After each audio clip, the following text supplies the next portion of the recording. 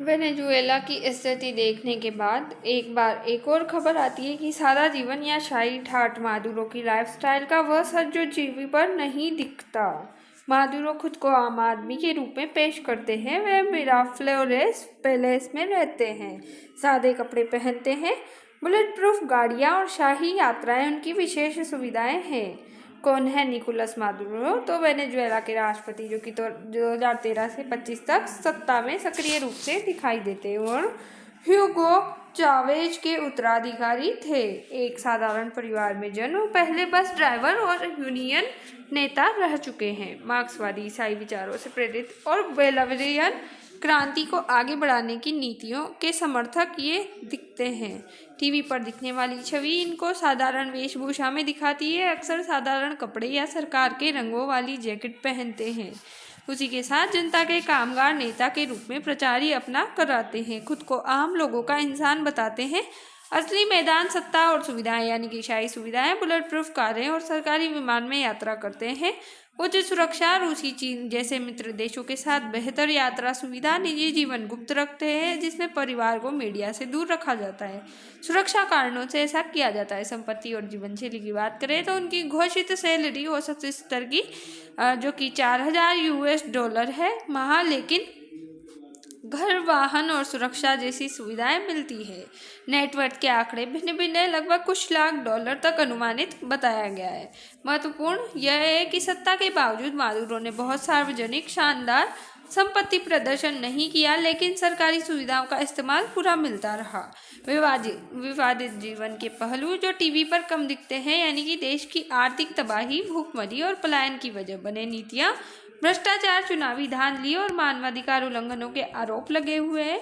America द्वीप सहयोग देशों के बीच तनाव, नार्को, आतंकवाद के आरोप लगाते हैं। जनता सरकार के बीच फर्क क्या है? तो जनता की स्थिति भारी महंगाई, रोजमर्रा सामानों की कमी और पलायन जैसे संकट है। सरकार लीडर की स्थिति सुरक्षा हितैषी रवैया अपनाती है, हाई प्रोफाइल यात्रा और सुरक्षा कवच बताती है। यहाँ सादा दिखने वाली छवि और वास्तविक सत्ता जीवन में बड़ा फर्क देखने को मिलता है। मादुरो और लग्जरी फूड विवाद। 2018 में मादुरो का इस्तांबुल के महंगे रेस्टोरेंट में नूजर 8 साल्ट बाई में खाना खाते वीडियो वायरल हुआ। उसी समय वेनेजुएला में जनता भूख, दवाइयों की कमी और राशन संकट से जूझ रही थी। ये घटना शाही ठाठ बनाम भूखी जनता का प्रतीक बन गई। विपक्ष ने इसे सत्ता की असंवेदनशील बताया।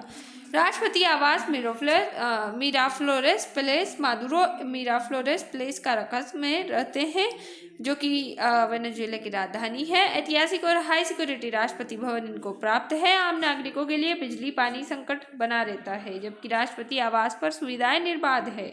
यह अंतर अक्सर आलोचना का विषय रहता है। सुरक्षा घेरा और निजी सेना। मादुरो पर कई बार तख्तापलट और हत्या की साजिश के आरोप लगे, इसलिए भारी सैन्य सुरक्षा, स्पेशल गार्ड यूनियन, ड्रोन रोधी सिस्टम, आम जनता की तुलना में अत्यधिक सुरक्षा व्यवस्था इनको मिलती है। जनता की धारणाएं। समर्थक मानते हैं मादुरो साम्राज्यवाद के खिलाफ लड़ रहे हैं, आलोचक मानते हैं सत्ता में रहते हुए एलिट क्लास वाला जीवन, जबकि जनता बदहाली में है। यही वजह है कि उनकी लाइफस्टाइल हमेशा विवादित रहती है।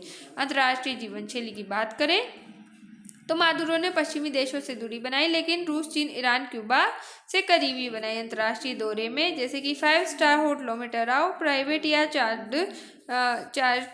चार्टर्ड विमान, यह सादा जीवन की छवि को उलट तस्वीर दिखाता है।